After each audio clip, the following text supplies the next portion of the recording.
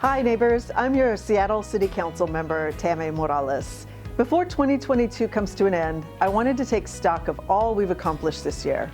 Let's start with some incredible wins that we were able to secure in the budget that the Seattle City Council just passed. First off, in the wake of the Supreme Court's horrendous abortion rollback, Seattle is stepping up. Our office passed 3 pieces of legislation this year that will protect people seeking abortions and gender-affirming care in the city. Additionally, during this budget cycle, we secured $1.25 million to protect access to reproductive rights for all Seattleites and for people who are being forced to come from out of state for their medical care. We also protected funding to address our homelessness emergency. There's no doubt that protecting our unhoused neighbors, social services, and social service providers is paramount in making our city a better place. Because of our budget amendments to support the King County Regional Homelessness Authority, we saved critical shelter space and case management services that would have been cut when we need them the most. We're also making strides toward community safety. We spent the greater part of the year collaborating with the Friends of Little Saigon and the broader CID community on a neighborhood safety model. And we secured nearly $500,000 toward improving public safety there. This funding will secure 2 additional street outreach workers in the neighborhood for a total of 3 full-time people providing on-the-ground de-escalation and case management support. We also restored full funding for anti-Asian hate crimes that was cut in the original budget proposal. We're also working to better support people whose loved ones have been killed by the police. The Affected Persons Program will get $100,000 to create a work group that can design a first-of-its-kind program in Seattle to offer families real emotional support and advocacy services. I was proud to sponsor a budget action to ensure funding for the Rainier Beach, A Beautiful Safe Place for Youth program, so they can keep up with inflation and continue to do their incredibly important work protecting young people from violence. We also made sure that funding for Seattle Neighborhood Group's Safe Communities program was protected, which will continue to center Black and brown community-led public safety initiatives. This budget will invest in things that really strengthen our community. We all have experienced how climate change is making our summers hotter and fueling wildfires that make our air unsafe.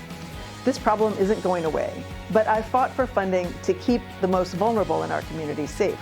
We won nearly $500,000 to help develop a community-led climate resilience hub in South Beacon Hill that will help bring our neighbors inside with safe temperatures and with clean air to breathe. This will bring the total of climate resilience hubs in the South End to 3, including conversions of the Van Asselt Community Center in the New Holly neighborhood and the Rainier Community Center in Columbia City. I'm also proud to have finally repealed the heating oil tax, which will save money for seniors on fixed incomes and others who can't afford to convert their homes to electric heat. I've been working to repeal this regressive tax since I got into office in 2020, knowing that it would disproportionately punish working-class people and families. So I'm glad we were able to get that done. We also put $250,000 towards the construction of station space, a project working to turn the 2nd floor of King Street Station into a creative youth empowerment lab right in the heart of our city to provide industry training and opportunity for our young people. And I successfully sponsored a budget amendment that will fund the development and implementation of community investment trusts. Community investment trusts allow community members to invest relatively small amounts of money in local development projects, which results in community real estate being owned by our neighbors. It strengthens neighborhoods, it keeps profits in our community, and it helps to build generational wealth.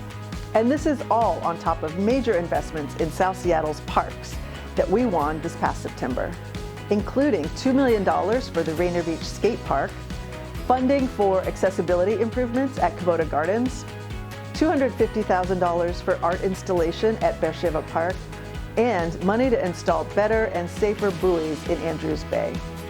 Finally, our office resolved over 100 constituent cases in our district, from broken streetlights to navigating small business support with our Office of Economic Development.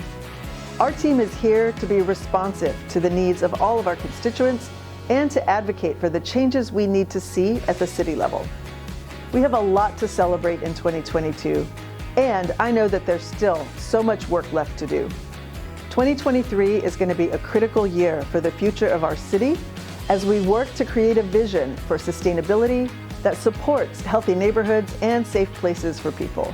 We have the opportunity to create well-connected neighborhoods where everyone has access to essential goods and services within reach of their home. Discussions about the comprehensive plan are already underway, so make sure that your voice gets heard. This is the time to ask ourselves, what kind of changes need to be made so that everyone can afford to find housing in this city? How do we create a city that is more sustainable and that protects both the climate and public health? That's the kind of work that we're continuing to do in our office and for our district as we work towards the next year and the years to come. Thank you so much, District 2, for your support, for your organizing, and your mobilizing. I hope you all have a happy new year.